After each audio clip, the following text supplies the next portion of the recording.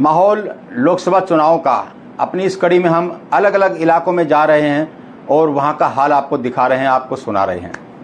इसके साथ साथ ही हम इस चुनाव अभियान में जो लोग पार्टिसिपेट कर रहे हैं, प्रमुख लोग, प्रत्याशी हों या फिर प्रत्याशियों के जो खास लोग हैं, उनसे भी हम बात करा रहे हैं। इसी कड़ी में आज हम पहुंचे हैं विपिन आहूजा, कैट्स व्यापारियों के उसके अध्यक्ष हैं, और यहाँ से जो चुनाव लड़ रहे हैं चांदनी चौक लोकसभा क्षेत्र से, वो व्यापारियों के नेता परवीन खंडेलवाल एक बहुत महत्वपूर्ण उनकी टीम का एक बड़ा हिस्सा हैं। तो कहा जाता है कि जो बीजेपी पार्टी है वो व्यापारियों की पार्टी है, और व्यापारी इस बार बड़े दमखम के साथ और जोश के साथ कह रहे हैं कि इस बार संसद में भी व्यापारियों की आवाज़ गूंजेगी।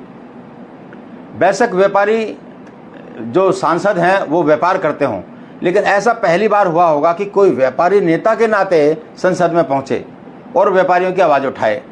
लेकिन क्या वो केवल व्यापारियों की आवाज़ उठाएंगे? उस परसेप्शन का क्या, उस चर्चाओं का क्या जो ये कहते हैं कि बीजेपी व्यापारियों की पार्टी है, आम आदमी की पार्टी नहीं है? तो इन सब पर बात करने के लिए हमारे साथ विपिन आहूजा हैं।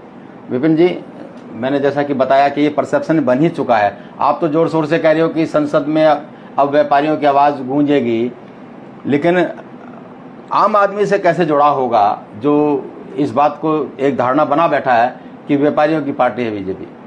आपने 2 सवाल किए हैं, मैं दोनों सवालों का जवाब देता हूं। हमारे आदरणीय श्री परवीन खंडेलवाल जी, जो हमारे कैट के सेक्रेटरी जनरल हैं, नेशनल सेक्रेटरी जनरल हैं, आज हमारे व्यापारियों की कुछ भी समस्याएं हैं, हमारे देश के 9 करोड़ व्यापारी जो हमारे कैट से जुड़े हुए हैं, जिनका प्रतिनिधित्व करते हैं परवीन खंडेलवाल जी, उनकी समस्याएं या देश के जितने व्यापारियों की समस्याएं आती हैं, उसको खाली एक कैट ही है जिसके माध्यम से उनको समाधान मिलता है। और आज उनकी प्रतिभा ही तो है कि अभी वो एक as a national secretary general हमने हर समस्याओं को किस तरीके से सबको हल कराया। लेकिन कुछ समस्याएं ऐसी हैं जो बार बार आती हैं, कभी जीएसटी को लेके कई बहुत सी समस्याएं आती हैं, देश स्तर पर आती हैं, राज्य स्तर पर आती है, लोकल स्तर पे आती हैं। तो कहीं ना कहीं व्यापारी अपने आप को अपेक्षित महसूस करता था। अब हमारी ताकत, हमारे व्यापारियों की ताकत आज पार्लियामेंट में भी गूंजेगी, संसद में भी गूंजेगी।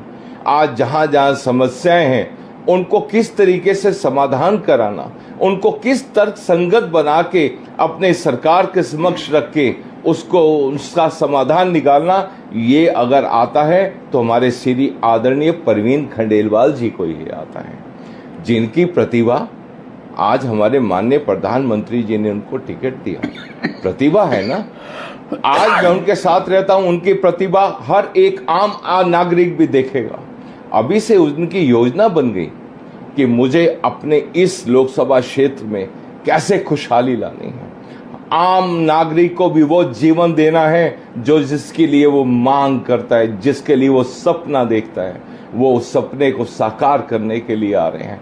अभी से ही, अभी तो सांसद भी नहीं बने, उन्होंने देखा मेरे लोकसभा क्षेत्र में कहां कहां कौन कौन सी समस्याएं हैं। उन्होंने देखा एक ऐसे हॉस्पिटल की जरूरत है, उसके लिए 200 बेड के लिए उन्होंने इमीडिएटली रात को टीम बना के उस स्थान को भी देखा है, 22 एकड़ का स्थान जहां इंक्रोचमेंट नहीं है, जहां पर वो केंद्र सरकार की मदद से हॉस्पिटल बनाएंगे। एनएसपी पहुंच गए। कहां है वो स्थान? वो स्थान केशवपुरम में है, जो 22 एकड़ जो वीआईपी जो कहलाता है। उसके बाद एनएसपी जहां पर 18 एकड़ एजुकेशन के लिए पड़ी है, उसके लिए काम करेंगे। हमारे ओल्ड एज सेंटर्स के लिए काम करेंगे, युवाओं के लिए काम करेंगे कि उनको सब खेल में भी कहां से किस तरह के आगे पहुंचा सके।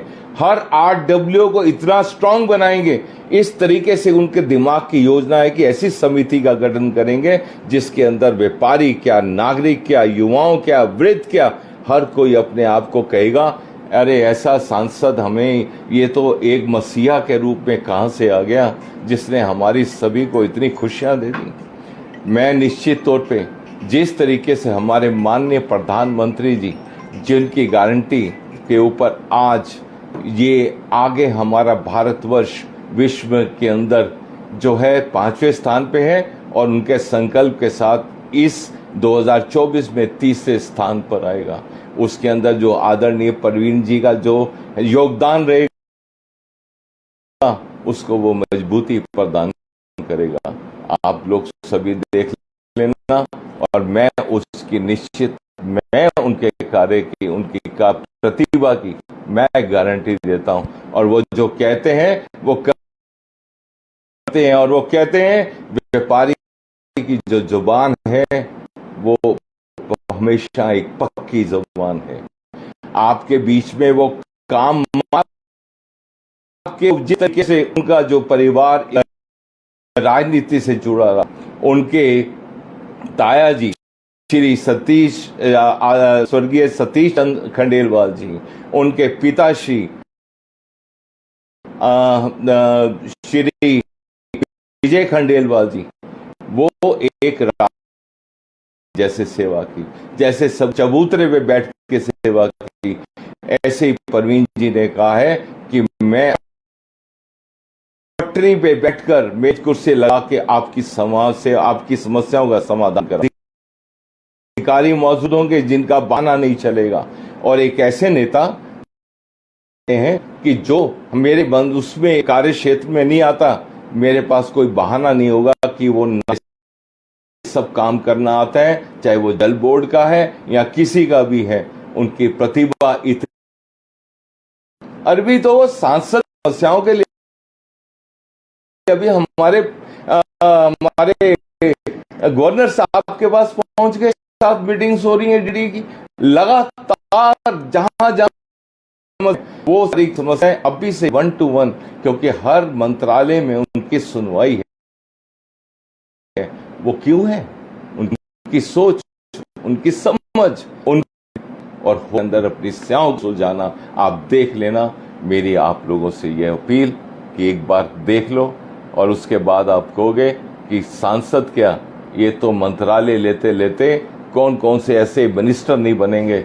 आप देख लेना और वो सब खुशियां आप ही को प्राप्त होंगी। चलिए, धन्यवाद। व्यापारी नेता हैं तो व्यापारी भाषा में वोट मांग रहे हैं कि होलसेल में वोट देना। आप खाली व्यापारियों की आवाज़ ही नहीं संसद में गूंजेगी, बल्कि जनता पर जमीन में लोक कल्याण कार्य भी होंगे। हर वर्ग का एक एजेंडा लेकर के वो उस पर काम कर रहे हैं, अभी से काम कर रहे हैं। इस तरह का दावा विपिन आहूजा कर रहे हैं। इसी कड़ी में और लोगों से भी मिलेंगे और उनसे भी बात करेंगे और जानने की कोशिश करेंगे कि उनकी मूड क्या है, उनका माहौल क्या है और उनके दिमाग में योजनाएं क्या हैं। राजेंद्र स्वामी, दिल्ली दर्पण टीवी। लेटेस्ट खबरों के लिए सब्सक्राइब करें हमारा YouTube चैनल या फिर लॉग ऑन करें www.delhidarpantv.com। खबरों की कवरेज और विज्ञापनों के लिए संपर्क करें।